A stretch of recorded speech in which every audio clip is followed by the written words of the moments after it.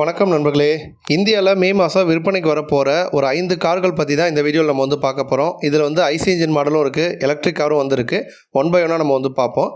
முதல்ல டாடா நிறுவனத்திலிருந்து ஸ்டார்ட் பண்ணுவோம். டாடா நிறுவனம் சியாரா காரில் இவி அப்டேட் கொடுக்க போகிறாங்க. இந்த இவி மாடல் மே மாதம் இந்தியாவில் விற்பனைக்கு வரதா இருக்குது. சியாரா பொறுத்த வரைக்கும் ஆல்ரெடி ஐசி இன்ஜின் மாடலுக்கு நல்ல வரவேற்பு கிடச்சிட்ருக்கு. அந்த சூடாக பார்த்தீங்கன்னா இப்போ இவி மாடலையுமே விற்பனைக்கு கொண்டு வர போகிறாங்க. அடுத்த மாதம் லான்ச் ஆகும். அதை தொடர்ந்து டெலிவரி ஸ்டார்ட் ஆகும் அப்படிங்கிற மாதிரி சொல்லியிருக்காங்க. இந்த காரோட எக்ஸ்பெக்டட் ப்ரைஸு 20 லட்சத்துலேருந்து 30 லட்சம் ரூபாய் வரும் அப்படின்னு எதிர்பார்க்கப்படுது. ஓவரால் பிளாட்ஃபார்ம்னு பார்த்தோன்னா ஆக்டிவா.டிவி பிளாட்ஃபார்மில் தான் இந்த காரை டிசைன் பண்ணுறாங்க. இந்த காரை ஆல்ரெடி டாடா மோட்டார்ஸில் விற்பனையில் இருக்கக்கூடிய கர்வ் இவி மற்றும் ஹரியர் இவி இந்த 2 கார்களுக்கும் நடுவில் இன்டர்மீடியட்டாக பொசிஷன் பண்ணுறாங்க.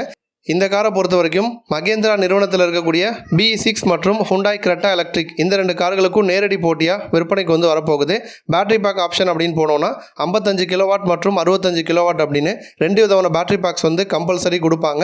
அடிஷ்னலாக 75 கிலோவாட்டில் புதிய பேட்டரி பேக் வருவதற்கான வாய்ப்பும் அதிகமாக இருக்குது. ஒரு முறை ஃபுல் சார்ஜ் பண்ணோன்னா 450லேருந்து 550 கிலோமீட்டர் வரைக்கும் ரேஞ்ச் போகுங்கிற மாதிரி சொல்கிறாங்க.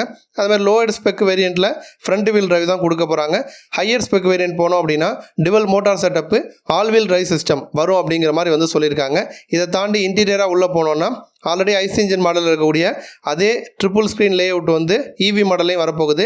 12 ஸ்பீக்கர் JBL சவுண்ட் சிஸ்டம் வந்துடும். டால்பி அட்மாஸ் வசதியும் வரும். பனரோமிக் சன்ரூஃப் வசதி வந்துடும். வென்டிலேட்டட் சீட்டு, 360 டிகிரி கேமரா, இந்த மாதிரி ஃபீச்சர்ஸ் எல்லாமே நமக்கு கண்டினியூ ஆயிரும். அடுத்து பார்த்தோம் அப்படின்னா டாடா நிறுவனம் இன்னொரு முக்கியமான ஒரு கார், இது ஒரு ஃப்ளாக்ஷிப் மாடல் அப்படின்னே சொல்லலாம். சஃபாரியில் இவி அப்டேட் கொடுக்க போகிறாங்க. சஃபாரி பொறுத்த வரைக்கும் 7 சீட்டர் கான்ஃபிகரேஷனில் விற்பனைக்கு வரப்போகுது. அடிஷ்னலாக நமக்கு கேப்டன் சீட்லாம் வேணும் அப்படின்னா 6 சீட்டு கான்ஃபிகரேஷனும் நம்ம எடுத்துக்கலாம். இப்போ இந்தியாவில் ஒரு ஃபேமிலியாக ட்ரிப்பு போகிறது அதிகமாகிட்டு வருது. அதுவும் எலக்ட்ரிக்கில் 7 சீட்டர் கார்களுக்கான வரவேற்பும் நாளுக்கு நாள் அதிகமாகிட்டு இருக்கு. அந்த வகையில் சஃபாரியில் இப்போ இவி அப்டேட் கொடுக்க போகிறாங்க. இந்த 7 சீட்டர் எலக்ட்ரிக் எஸ்யூவியோட எக்ஸ்பெக்டட் ப்ரைஸு 22.5 லட்சத்தில் ஆரம்பித்து 30 லட்சம் ரூபாய் விலையில் விற்பனைக்கு வரதா இருக்குது. அப்போ கர்வை விட ஒரு 2 லட்சம் ரூபாய் கூடுதலான விலையில் பேஸ் மாடல் ஸ்டார்ட் ஆகும் அப்படிங்கிற மாதிரி சொல்கிறாங்க. இந்த கார்லையுமே 2 விதமான பேட்டரி பேக் ஆப்ஷன் தான் கொடுக்குறாங்க. பட் 65 கிலோவாட் 75 கிலோவாட் 55 கிலோவாட் போகலை. ஹையர் பேட்டரி பேக்ஸ், பெரிய பேட்டரி பேக்ஸ் தான் நமக்கு கொடுக்குறாங்க. ரேஞ்சை பொறுத்த வரைக்கும் 500 கிலோமீட்டர்லேருந்து 550 கிலோமீட்டர் வரைக்கும் ரேஞ்சு போகும்னு சொல்கிறாங்க. ஹையர் ஸ்பெக் வேரியண்ட்டில் நமக்கு all wheel drive system plus dual motor setup வந்துடும். லோட் ஸ்பெக் வேரியண்ட்டில் அது கட் ஆகும். அதேமாதிரி பவர்ஃபுல்லான ஒரு காரம் வரப்போகுது. 0லேருந்து 100 கிலோமீட்டர் வேகத்தை வெறும் 8 செகண்ட்ஸில் நம்மளால் ரீச் பண்ண முடியும். Vehicle to load, vehicle to vehicle charging, இந்த மாதிரி ஃபீச்சர்ஸ் எல்லாமே நமக்கு வந்துடும். இதை தாண்டி ஆல்ரெடி டாடா மோட்டார்ஸில் விற்பனையில் இருக்கக்கூடிய ஹரியர் இவி அதில் இருக்க எல்லா ஃபீச்சர்ஸுமே வரப்போகிற சஃபாரி கார்லையுமே வந்துடும் அப்படிங்கிற மாதிரி சொல்லியிருக்காங்க. அடுத்த அப்டேட் பார்த்தோன்னா ஃபோக்ஸ்வாகன் நிறுவனம் விர்டஸ் காரில் ஃபேஸ் லிஃப்ட் அப்டேட் கொடுக்க போகிறாங்க. விர்டஸ் பொறுத்த வரைக்கும் செடான் டைப்பில் வரக்கூடிய காரு. நம்ம ஃபோக்ஸ்வாகன் அளவில் எடுத்துக்கிட்டோன்னா கடந்த வருஷங்களை விட நாளுக்கு நாள் வரவேற்பு அதிகமாகி வந்துட்டுருக்கு. அந்த வகையில் இந்த கார் 11 லட்சத்துலேருந்து 19 லட்சம் ரூபாய் விலையில் இந்தியாவில் விற்பனைக்கு வரப்போகுது. எக்ஸ்டீரியராக சேஞ்சஸ் கொடுக்க போகிறாங்க. ஸ்லீக்காக வர மாதிரி LED ஹெட்லைட் மாறப்போகுது. கனெக்டட் லைட் பார் கொடுக்க போகிறாங்க. சென்டரில் இலுமினேட்டட் லோகோ வரப்போகுது. பம்பரோட டிசைனை மாற்றுறாங்க. அலாய் வீல்ஸ் புது செட்டில் வர மாதிரி கொடுக்குறாங்க. ரியரில் போனோம் அப்படின்னா கனெக்டட் LED டெயில் லைட் வந்துடும். அதேமாதிரி பம்பரோட டிசைனை ரியர்லையுமே நமக்கு சேஞ்ச் பண்ணுறாங்க. கேபினுக்குள்ளே போகிறப்ப 10.25 இன்ச்சில் டிஜிட்டல் இன்ஸ்ட்ருமெண்டல் கிளஸ்டர் வந்துடும். பட் அப்போல்ஸ்ட்ரி நமக்கு புதுசாக இருக்கும். அடிஷ்னல் ஃபீச்சர்ஸ் வருங்கிற மாதிரி சொல்லியிருக்காங்க. பனரோமிக் சன்ரூஃப் வசதி இந்த காரில் கொடுக்க போகிறாங்க.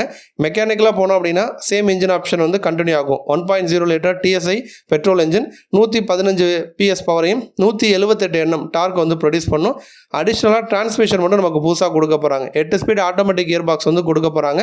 அது ஓல்டு மாடல் ரீப்ளேஸ் பண்ணிவிட்டு இந்த 8 ஸ்பீட் ஆட்டோமேட்டிக் டிரான்ஸ்மிஷன் வரப்போகுது.